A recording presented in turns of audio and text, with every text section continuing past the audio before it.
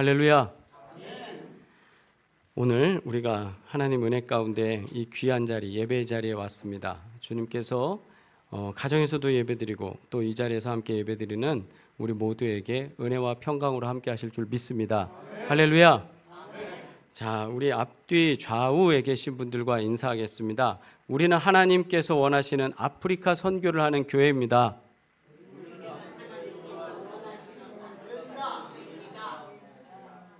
이렇게 길게 하면 치매 예방될 줄 믿습니다. 두 번째, 우리는 하나님의 말씀인 성경의 진리를 통해 복음을 전하는 교회입니다.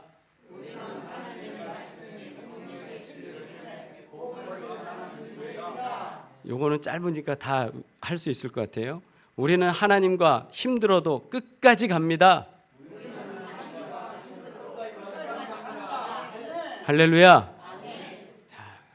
아프리카 선교라는 거는 우리가 선교사에 있어서도 굉장히 중요하고, 특히 또 오늘 말씀이 아프리카 선교가 이루어지는 그 에티오피아 여왕 간다게의 국고를 맡은 재무, 우리가 여기에는 넷이라고 나오는데 그 재무장관을 빌립이 만나서 복음을 전하는, 그리고 세례를 베푸는 장면이 오늘 본문의 말씀이고, 또 오늘 교회력에 오늘 이 말씀을 전하는 그런 날이기도 합니다. 그래서 여러 가지가 우리에게 필요하고 또 시기적절하고 해서 오늘 말씀을 전하면서, 제목은 우리가 아프리카 선교 이제 시작을 하고, 이 시작을 통해서 틈이 만들어지는, 선교의 틈이 만들어져서 틈이 벌어지고 그 틈을 통해서 하나님께서 원하시는 귀한 믿음의 역사가 나타나길 주의 이름으로 축복합니다. 우리가 하나님께서 아프리카 잠비아 은돌라 지역에 어린 영혼들에게 이제 복음을 전하게 하셨습니다. 말씀드린 대로 어제 복음을 전하러 나가셨지만 우리 선교사님이 언어가 돼서 하는 것도 아니고 그저 사랑하는 마음으로 아이들을 만나고 그 아이들과 몸짓 발짓 하면서 복음을 전하는 건데, 이렇게 하면서 묘목이 자라나고 30배, 60배, 100배의 결실이 나타날 줄 믿습니다. 할렐루야. 네. 언제나 우리가 그 땅을 이제 축복하면서, 물론 그럴 겁니다. 아유, 거기가 어딜까? 너무 멀어서 뭐 이제 알지 못하고, 또 그래도 적어도 잠비아 은돌라, 그렇게 기억하면서 우리가 기도할 때 하나님께서 복되게 하실 줄 믿습니다. 그래서 제가 3주 동안에 본문 말씀을 묵상하고 그 다음에 또 이 기도 제목을 준비하면서 이런 생각을 했습니다. 앞으로 10년 우리가 전적으로 선교사를 후원할 수 있는 교회 되기를 원합니다. 이 소망함을 품으면 어떻게 될까, 이 생각을 했어요. 목사님 왜 앞으로 10년이에요? 일단 우리 교단에서는 은퇴 정년 나이가 70이잖아요, 모두가. 그러다 보니까 이제 우리 장로님 70까지 바라볼 때 한 10년 이제 앞으로 우리가 장로님 후원하면서 선교를 할 텐데, 이 선교하는 동안 이런 기도 제목을 한번 가지시면 어떨까 싶어요. 하나님, 제가 잠비아 선교 후원을 원활하게 할 수 있도록 사명 감당할 수 있는 건강을 주세요. 네. 여러분, 건강하셔야 예배에도 참석하시고 건강하셔야 오셔서 또 헌금도 하시면서 선교할 수 있는 거잖아요. 우리 건강이 무너지고 우리가 먼저 이 땅에서 우리가 해야 될 일 못하고 하나님 만날 수는 없잖아요.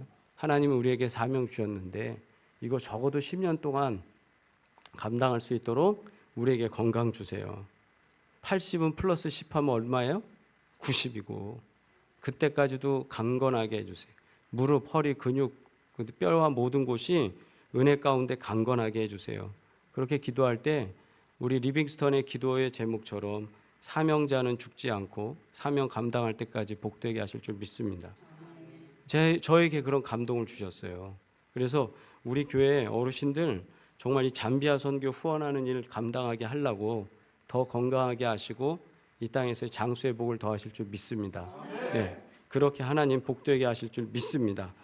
자, 오늘 본문 말씀은 아프리카 복음 선교가 이루어지는 그 루트가 우연찮게 이렇게 기록되면서 우리들한테 전해주는 말씀이에요. 우리가 잘 알고 있습니다. 뭐냐?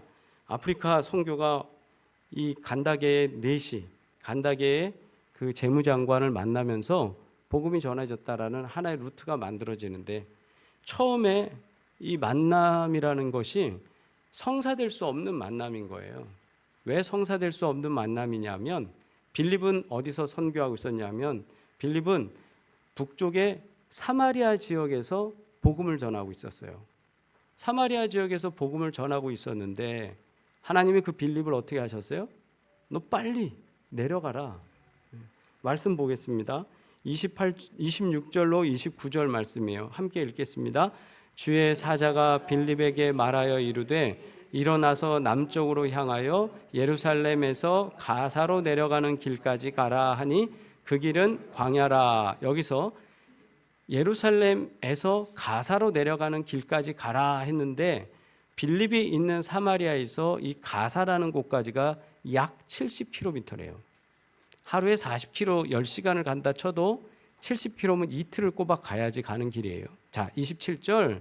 일어나 가서 보니 에디오피아 사람 곧 에디오피아 여왕 간다게의 모든 국고를 맡은 관리인 네시가 예배하러 예루살렘에 왔다가 돌아가는데 수레를 타고 선지자 이사야의 글을 읽더라. 성령이 빌립더러 이르시되 이 수레로 가까이 나아가라 하시거늘. 아멘. 말씀드린 대로 70km 정도나 떨어져 있는 그 거리를 누가 보내는 거예요? 성령께서, 하나님의 사자가 빌립에게 말씀하는 겁니다. 너 예루살렘에서 가사로 가는 거기까지 가라. 거기 가면 어떤 일이 벌어지는 거예요? 거기에 수레 타고 가는 누가 있어요? 간다게의 국고를 맡은 재무장관이 거기에 지나가고 있다라는. 이거는 개인적으로 제가 생각해서 빌립이 볼 때, 내가 뉴스를 보니까 간다게의 국고를 맡은 사람이 지나가네? 그럼 내가 그 사람한테 복음을 전해야지. 이렇게 해서 내 의지로 이루어진 게 아니라 누가 보냈어요? 성령께서, 하나님께서 뭔가 일을 하시고 하나님이 계획을 하십니다. 제가 우리 조경수 선교사님, 우리 조장로님이 타고 간 비행기가 뭔지 아세요? 에티오피아 항공이에요. 네, 에티오피아 항공. 그래서 그분이 에티오피아 항공을 타고 가서 아디스아바바라는 곳, 저기 보면 이제 아디스아바바라는 곳에서 비행기를 갈아타요. 저희가 어디냐면 아프리카의 코뿔소처럼 이렇게 탁 나와갖고 콧잔등처럼 나오면서 예멘하고 수단, 소말리아 그쪽에 그 홍해 지나오는 그쪽에 있거든요. 그래서 그 에티오피아의 나라는 바로 아프리카에서는 이렇게 마치 저는 이제 그 코뿔소처럼 얘기를 하는데 그 뿔처럼 나온 그쪽이 에티오피아고, 그 에티오피아가 예전 역사에는 어떻게 되냐면 에티오피아가 이집트의 상류 지역이에요. 그러니까 이집트의 한 덩어리인데 그 이집트가 나일강의 상류 지역이 강할 때 왕조가 이집트 왕조였고, 또 하류 지역이 강성할 때가 있고, 이렇게 하면서 위아래가 같이 이집트의 역사 속에 있는 거예요. 그런데 나중에는 거기가 이제 분리되면서 한쪽은 에티오피아가 되고 한쪽은 이집트가 됐죠. 근데 그 이집트라는 곳의 상류 지역에 해당하는 이 에티오피아는 저 에티오피아에서부터 시작해서 지도에 있는 대로 거기서부터 예루살렘까지 간다라고 칠 때 그게 보통 길입니까? 엄청 먼 길이에요. 예. 그 먼 길을 에티오피아의 그 내시는 뭐 하러 왔다고요? 예배하러 왔답니다. 근데 한번 상상을 해보세요. 한 나라의 국고를 맡았어요. 그것도 그냥 국고가 아니라 왕의 국고를 맡은 사람이 자리를 비우는 게 길어지면 어떻게 될까요? 좋지 못하죠. 그러니까 우리나라에서도 장관이 돼서 서열로 칠 때 경제 관련돼 있는 장관은 서열 국무총리 다음이거든요. 예, 부총리예요. 그러니까 지금 여기서도 우리가 역사적으로 다 따져볼 수는 없어요. 이 사람이 서열은 어떻게 되고 이 사람의 인종은 어떻게 되고 다 따져볼 수는 없지만, 적어도 정세적으로 그리고 정치적인 거나 경제적인 거나 이런 역사성을 볼 때 이 사람은 서열이 낮은 사람은 아니라는 거죠. 그 나라에 굉장히 손꼽는 사람이고, 그러면 그 손꼽는 사람이 개인적으로 내가 예배하고자 자리를 오랫동안 비울 수 있는 것 아니라는 거죠. 그러면 적어도 우리가 좀 생각을 해볼 때 이 사람은 자신이 예루살렘을 방문해야 될 일 플러스 거기에다가 그 공식적인 업무에다가 자신이 하고 싶은 개인적 업무를 했어요. 그게 뭐냐면 예배드리러 간 거예요. 그 정도로 열정을 갖고 예루살렘까지 와서 예배하고 돌아가는 길입니다. 그런데 그냥 열정이 아니고 거기에는 어떤 열정이었냐면 성경 말씀을 계속 보는 거예요. 근데 지금이야 우리가 성경책 이거 서점 가서 돈 얼마 주고 살 수 있죠. 예전에 성경은 어떤 성경이에요? 두루마리예요. 그리고 어떻게 해야 돼요? 제작을 일일이 손으로 써야 돼요. 이 값어치는 우리가 프린티드 됐다라고 그래요. 이거 인쇄된 성경하고는 따질 수가 없는 금액이에요. 그 정도로 열심히 하나님의 말씀을 사모하는 사람이었다. 그 사람이 예루살렘에 왔다가 돌아가는 길이었고 하나님께서는 이때를 기다려서 사람을 보내시는데 그 사람이 누구예요? 빌립이다라는 빌립을 보내서 이렇게 만나게 하시는 거예요. 하나님의 계획 안에 있었다. 제가 우리 장로님을 선교지로 보내면서도 우리가 2018년 12월 25일에 우리 교회가 두 교회가 합쳐져서 사랑의 교회로 우리가 또 같이 예배드리고 지금까지 오는데 그때만 해도 우리가 아프리카 선교는 열심히 우리가 감당해야지 하는 마음이었지 우리가 선교사를 파송한다는 건 상상도 못했어요. 그런데 그때 당시에 또 그렇게 얘기한 것도 아니고 어느 날 우리 장로님이 연초에 예전에 MMTC에서 선교사 훈련을 받았는데 그 남은 훈련을 받고 싶다고 추천서 식으로 해서 다시 가시겠다. 지난주에 왔던 우리 강현희 목사님이 거기서 이제 훈련을 시키고 있는 곳인데 그래서 그곳에서 다시 훈련을 받으셨어요. 그때만 해도 이분이 또 이렇게 해서 우리 교회 기둥인데 이분이 어떻게 출국이라도 하고 선교지 가면 어떡하나 걱정도 되면서 반반 기대도 됐어요. 우린 아무 준비도 계획도 없었어요. 그런데 2023년 이제 2022년에 모든 코스웍을 다 마친 다음에 2023년 선교지를 이제 2022년 연말부터 해서 선교지를 기도하면서 아프리카를 2023년 1월에 우리 선교 탐방을 갔잖아요. 다녀오셨는데 제가 추천받고 얘기했던 거하고 너무 다른 거예요. 그래서 이거 어떡하나 하는데 다시 또 제가 9월에 은돌라 지역을 다녀오면서 이쪽이면은 되겠다. 그래서 이제 은돌라에 있는 이제 성희순 선교사님하고 한창균 선교사님하고 도움을 받아서 그쪽 집을 구하고 이렇게 했어요. 근데 처음에 집이 다 준비되다가 막상 가봤더니 집도 너무 형편없는 거예요. 그래서 거기에는 안전부터 시작해서 거주하실 수 있는 상황이 못 돼서 그럼 다시 들어가서 이제 집을 더 구하는 걸로 하고 이번에 이제 가셔서 집을 구하는데 모든 그 상황과 과정이 파송받고 나가시고 우리 후원할 수 있겠다라는 것도 사실 불안했거든요. 우리가 그걸 어떻게 감당하지? 그런데 또 후원할 수 있도록 모든 게 여건이 맞아 떨어지고 준비가 되어졌어요. 그렇게 해서 하나님이 가게 하신 빌립을 통해서 하나님이 간다게의 국고 맡은 장관을 만나게 하신 것처럼 우리는 생각하지 못했는데 하나님이 그렇게 일을 하시더라는 거죠. 그런데다가 한번 생각해 보세요. 우리 보통 엄마들, 부인들이 남편들 군대 얘기하는 거 되게 싫어합니다. 그래서 군대 얘기하면은 그냥 듣고 말아요. 또는 하지 말라고 그래요. 지겨워 죽겠어. 그놈의 군대 얘기 이래요. 근데 더한 게 있잖아요. 군대에서 축구한 얘기. 그건 아예 듣고 싶어 하지도 않아요. 근데 엄마들이 어느 날부터 군대 이야기에 쭉 빠지는 때가 있어요. 언제죠? 자기 아들 군대 갔을 때. 그러면 남편들 얘기하기도 전에 여보 이렇대 군대 지금 이렇대.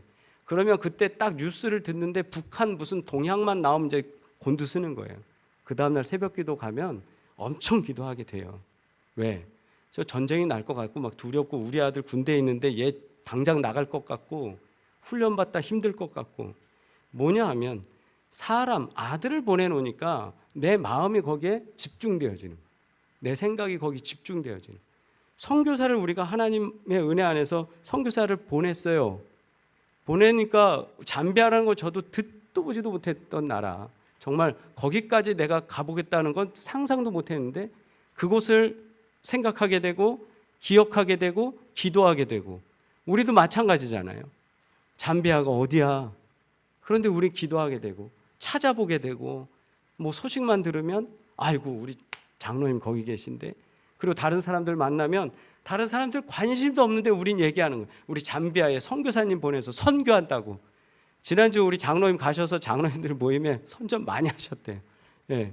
그렇게 되는 거예요. 시키지 않아도.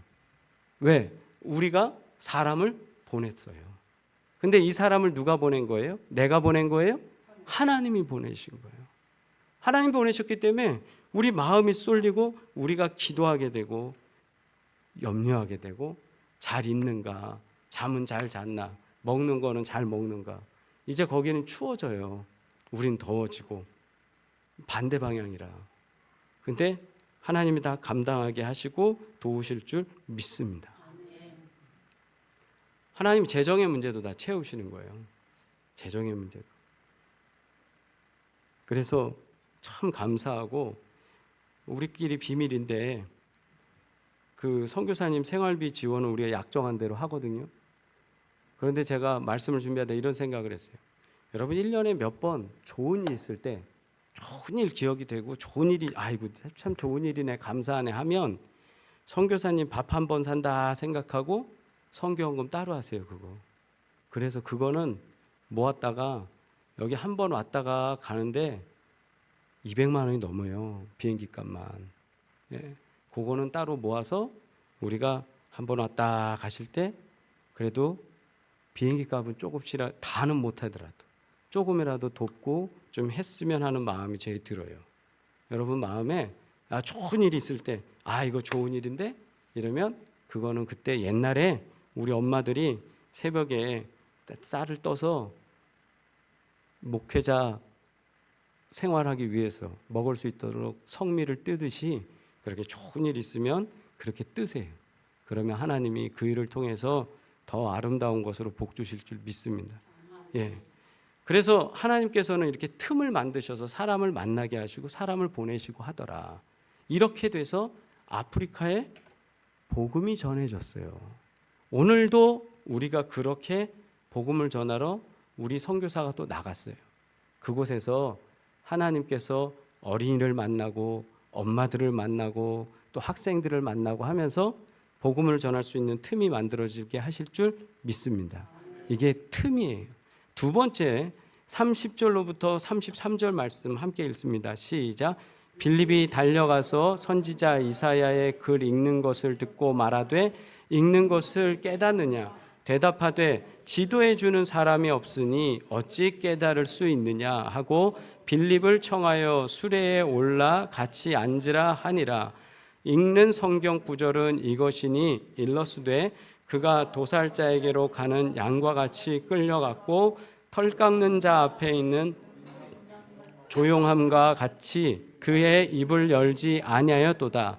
그가 굴욕을 당했을 때 공정한 재판도 받지 못하였으니 누가 그의 세대를 말하리요? 그의 생명이 땅에서 빼앗김이로다 하였거늘. 아멘. 이 말씀은 우리가 보통 이사야 56장에 기록되어 있는 고난받는 종에 대해서 기록된 것이고, 이 말씀이 누구를 향한 건 여러분 아시죠? 누구를 이야기하는 겁니까? 예수 그리스도를 이야기하는 거예요. 예수 그리스도가 도살장의 어린 양처럼 우리 대신 죄를 짊어지시고 가셔서 유월절 어린 양으로서 죽으셨다. 어디 위해서요? 십자가 위해서. 누구를 위해서? 나를 위해서. 왜요? 그 보혈의 피로 우리에게 뭘 주려고요? 영원한 생명을 주시기 위해서. 하나님과 화목하게 하기 위해서. 우리는 교회 다니면서 다 알아요. 이 성경에 대해서는. 그런데 당시에 유대 공동체들은 이걸 몰랐단 말이에요. 그런데 저 에티오피아에서 온 이 재무장관은 아무리 읽어도 이거 해석이 안 돼. 이사야 53장에 대해서 해석이 안 돼. 이게 도대체 누구 얘기야? 그러다가 지나가는데 그때 누굴 보냈어요? 하나님이 빌립을 보냈잖아요. 빌립이 같이 수레를 타고 수레 옆으로 이렇게 가다가 그 이야기 듣고 내가 그것에 대해서 알려줄까 하니까 얼커니 타세요. 옆자리에 앉혀놓고 뭐라는 거예요? 성경 특강을 듣는 거예요. 성경 특강을 들으면서 도대체 이게 무슨 뜻인지 내가 모르겠는데요. 이거는 예수 그리스도를 지칭하는 겁니다. 그분이 오셔서 당신의 죄를 대신하고 우리를 용서해 주셨습니다. 성경의 말씀에 이해가 안 되던 부분들이 이 종에게, 이 장관에게 이해가 확 되게 되는 거예요. 그 막혔던 게 그냥 뻥 뚫리는 거예요. 그 순간 이 사람이 감동 속에 있는 거죠. 아, 이거구나, 이거구나. 우리가 인생을 살면서 우리 주변에 많은 분들이 궁금증을 갖고 있어요. 나 어떻게 하면 천국 갈 수 있을까? 나 어떻게 하면 영생을 얻을 수 있을까? 어떻게 하면 교회 다니는 사람처럼 저렇게 행복할 수 있을까? 그 궁금증을 갖고 있어요. 그게 사람들이 갖고 있는 그 틈이에요. 그거를 우리가 잘 보면 되는데, 현재 아프리카를 비롯해서 많은 나라들이 한류에 대해서, 한국 문화에 대해서 상당히 호감을 갖고 있습니다. 여러분들은 TV를 통해서 보시니까 아, 그런가 보다 하는데 실제 나가 보신 분들은 다 알아요. 제가 몇 번 말씀드렸잖아요. 이거 몇 번 하면요 다 몇 사람 온다니까요. 우리 춤 못 춰도 이렇게 강남 스타일 하면서 다 와요. 서울에 강남 있는 거 알아요. 그러면서 한국 노래 몇 개 하기도 하고 한국 말도 좀 하는 사람도 꽤 돼요 이제는. 그러니까 이젠 영어 안 배우셔도 될지도 몰라요 앞으로는. 그런 날이 왔으면 좋겠어요. 한국말도 꽤 하고 문화에 대해서 많이. 그래서 대한민국 사람이 웬만한 데 가면 환대받아요 지금은요. 근데 조금 헷갈리는 데가 있는데 아프리카예요. 이 사람들은 중국 사람, 일본 사람, 한국 사람 구별이 될까요? 안 될까요? 안 돼갖고 여권 보여주든지 나 한국 사람이라 정확히 얘기 안 하면 중국 사람한테 대하듯이 대해요. 굉장히 기분 나빠해요. 중국 사람들이 와서 다 착취해 가고 있어요. 옛날 제국주의 유럽 사람들이 하듯이 착취해 가면서 노동력 착취하고 광산에서 모든 걸 다 채취해 가는데 임금은 조금 주는 거예요. 그러니까 아프리카 국민들 자체가 싫어하는 거예요. 중국 사람들에 대해서. 그런데 우리가 모양이 비슷하잖아요. 그러니까 얘기 안 하면 우리도 어려움을 당할 수 있어요. 그러나 감사한 건 한국 사람이다라고 하면 수많은 사람들이 좋아해요 지금. 그거 하나님이 만들어주신 이 문화예요. 이 문화. 그래서 복음을 전하러 가는 선교사들도 상당히 좋아요. 그 다음에 잠비아를 갔더니 잠비아에선 지난번에도 말씀드린 것처럼 자녀 교육에 대한 관심이 굉장히 커요. 공부를 가르치고 싶고 성공해 주고 싶고. 그런데 거기에다가 한국식 교육이다라면 어떨까요? 더 좋은 거예요. 한국 문화가 성장했고 한국 국제 경쟁력이 올라갔고 국민의 의식이 올라갔고 다 뭐의 힘이에요? 교육의 힘이라는 걸 알아요. 그러니까 한국 스타일의 그런 교육 받고 싶어 하는 거예요. 엄마들 입장에서는. 아이들에게 그걸 가르쳐주고 싶은 거예요. 그래서 우리가 이곳에 가서 복음을 전하면서 접촉하고 하면 그 사람들 마음속에는 이 마음 여는 게 되게 쉬워지는 거죠. 그 다른 것보다 되게 쉬워요. 어린이들 전도가. 여러분 지구온난화 이야기 많이 아시죠? 그래서 북극이나 남극 극지방에 빙산들이 갑자기 퍽 소리 굉음 소리와 함께 바다로 그냥 싹 떨어지는 거 보실 거예요. 근데 가만 보면 저 되게 신기하더라고요. 아니 얼음이 녹으면 슬그머니 녹아야 되는 거 아니에요? 그죠? 여러분 양지밭에 얼음 하나 놔보세요. 그러면 얼음이 어떻게 녹아요? 갑자기 쪼개지면서 녹아요? 아니면 슬그머니 녹아요? 사실은 슬그머니 녹아요. 그런데 우리가 사진으로 보고 영상으로 보는 거는 어때요? 퍽 떨어져. 막 덩어리가 보통 덩어리가 아니에요. 그거에 묻히면 사람 큰일 날 정도예요. 어마어마한 덩어리들이 푹 떨어져요. 근데 그게 왜 그렇게 조각나서 떨어지느냐, 바다로 떨어지느냐 하면 이 무게가 어마어마한데 그 무게를 못 견디고 그 한쪽에서 틈이 생겨서 그래요. 물이 생기는 거죠, 녹아서. 그래 되면 그 어마어마한 무게를 못 견디고 이쪽에서부터 서서히 떨어지는 게 아니라 어느 일정 지점에 틈이 생긴 데가 균열이 확 가면서 순식간에 어마어마한 소리로 그게 바다로 떨어지는 거예요. 틈이라는 게 얼마나 무서운가 하면 바로 그래요. 여러분 우리가 등산을 하다가 보면 깜짝 놀라는 일들이 있죠. 저렇게 바위 가운데 소나무 하나가 자라요. 기가 막혀요. 저 어떻게 뿌리를 내리고 저렇게 생존하고 있을까? 근데 저런 게 한두 개가 아니에요. 저렇게 올라오고 또 이렇게 자라나고 하는 것들 보면 참 신기해요. 근데 그게 어떻게 저 바위 속에 뿌리를 내리느냐 하면 별거 아닙니다. 그냥 이 바위에 씨앗이 뿌려지고 거기에 뿌리가 조금 파묻고 들어가요. 그런데 이 뿌리가 계속 연약한 곳을 향해서 계속 생존적으로 들어가는 겁니다. 그러면 아무리 큰 바위도요, 뿌리 내린 이 나무가 계속 지나가면 어떻게 돼요? 쪼개져요. 그 틈이 벌어져요. 낙수가 그렇죠. 물이 떨어져요. 근데 이 물이 신기해요. 물에 무슨 힘이 있어요? 그거 맞아서 돌아가실 만한 분 계세요? 물 한 방울 맞았다고? 근데 물이 계속 그 한 방울 한 방울 떨어지는데 물이 떨어지면서 그 자리가 어떻게 될까요? 틈이 생기고 조각이 나요. 신기합니다. 하나님께서는 이 틈을 만들어 주시는 거예요. 복음이 만날 틈, 사람을 만날 틈, 그 틈을 뭘로 만드시냐? 우리에게는 바로 교육이라는 걸로 틈을 만들어 주시고, 빌립은 그 간닥의 네시 장관을 만날 때 어떻게 되냐? 복음에 대한 궁금증을 만들어서 그를 틈을 만들어 주시고, 그 틈을 통해서 우리가 복음을 전할 때 그 사람을 갖고 있는 수많은 것들이 그 틈 속에서 딱 쪼개지는 줄 믿습니다. 아멘? 쪼개지는 거예요. 틈을 만나야 돼. 근데 우리가 주변에 보면 우리 주변에도 수많은 사람들이 있는데 이 사람들에게 틈이 다 존재하더라는 거예요. 다 틈이 존재해. 영적인 고민 있는 분도 있고 물질의 고민 가지고 있는 분도 있고 건강으로도, 그 모든 틈에 복음은 다 들어갈 수 있어요. 우리가 만나기만 하면. 그래서 가서 우리가 그 틈에 있는 사람들 만나면서 복음이 들어가길 주의 이름으로 축복합니다. 이게 지금 오늘 빌립이 그 사람을 만났을 때 나타나는 현상이에요. 그런데 35절로부터 또 말씀 보면 이래요. 빌립이 입을 열어 이 글에서 시작하여 예수를 가르쳐 복음을 전하니 길 가다가 물 있는 곳에 이르러 그 내시가 말하되 보라 물이 있으니 내가 세례를 받음에 무슨 거리낌이 있느냐. 가다가 이제 설교를 다 듣고 가다가 보니까 물이 있어요. 물이 있으니까 뭐 하고 싶었던 거예요? 손 닦고 싶었어요? 아니요, 세례 받고 싶어요. 그래서 무슨 거리낌이 있느냐 이 표현은 뭐냐? 야, 여기 물이 있으니 당장 우리 세례합시다. 세례 주세요. 37절은 없고 38절 이에 명하여 수레를 멈추고 빌립과 네시가 둘 다 물에 내려가 빌립이 세례를 베풀고 둘이 물에서 올라올새 주의 영이 빌립을 이끌어 간지라. 네시는 기쁘게 길을 가므로 그를 다시 보지 못하니라. 아멘. 그런데 여기 보면 이제 하나님께서 어떻게 하시냐? 그냥 복음 들은 걸로 끝난 게 아니라 아프리카를 위한 첫 번째 교인을 만든 거예요.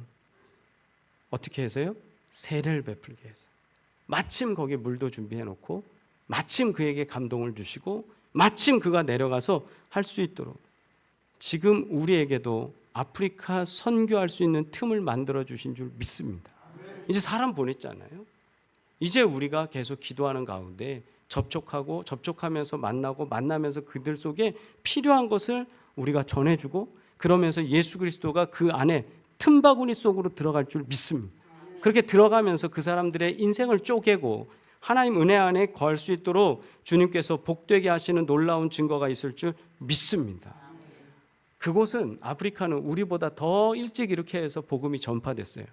심지어 초대교회 때는 곱틱 공동체라고 해서 이집트와 그 이티오피아 지역에 공동체가 많이 성장해 올라왔어요. 그래서 교부들도 있었고 수많은 사람들, 수많은 공동체가 거기 있었어요. 그러나 지금은 어떨까요?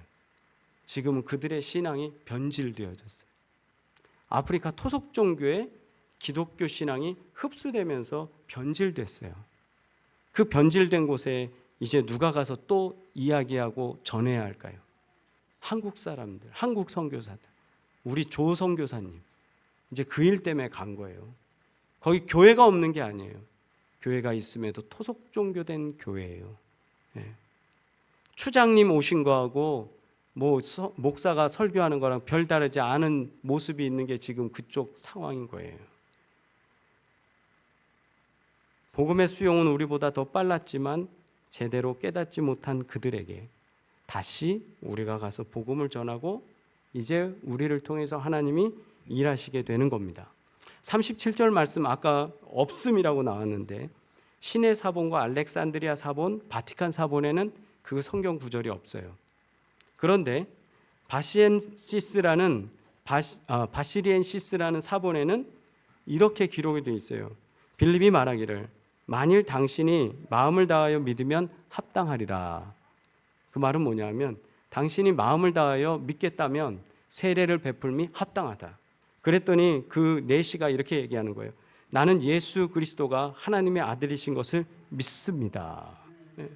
그래서 내려서 세례를 베풀었다는 거예요. 사본상의 근거가 빈약해서 성경의 이 한 줄은 쓰지 않고 없음이라 처리를 했지만 여기에 우리에게 주는 메시지는 강합니다. 분명히 우리 선교사님을 통해서 또 우리의 기도를 통해서 아프리카 선교의 틈이 만들어질 줄 믿습니다. 그 틈을 통해서 우리 선교사님 가서 복음을 전하면서 아이들에게 또 부모들에게 그 복음이 다시 쑥쑥 들어가고 틈에서 쪼개지고 역사함이 나타날 줄 믿습니다. 이게 틈을 비집고 들어간 거의 결과예요. 세례를 받고 그 다음 어떻게 됩니까? 에티오피아가 수많은 그리스도인들이 만들어졌거든요. 이제 잠비아에도 이제 수많은 그리스도인들이 새로 갱신되어지는, 예전에 토속 종교로 있었던 그리스도교인지 이게 토속 종교인지 샤머니즘인지 모르는 헤매는 그런 사람들이 다시 복음으로 돌아올 줄 믿습니다. 우리가 어린이 선교로, 유치원 교사 양성 사업으로, 또 어린이 선교 센터로, 또 하나님께 영광을 드러내는 여러 사역들을 감당하는 그런 일들이 이제 시작됐는데, 우리가 큰 꿈을 가지고 기도할 때 하나님은 이제 아프리카 선교의 틈을 만들어서 계속적으로 그 틈을 이용해서 확장되어지게 역사하실 줄 믿습니다. 기도하십시오. 하나님, 이 틈을 잘 이용하게 해달라고 기도하세요. 그리고 우리 선교사님을 통해서 복음이 계속적으로 삐집고 들어갈 수 있도록 해달라고 기도하십시오. 그러면 그 상황 속에서 하나님은 복되게 하시고 귀한 은혜로 그곳에 놀라운 역사를 이루실 줄 믿습니다. 기도하겠습니다.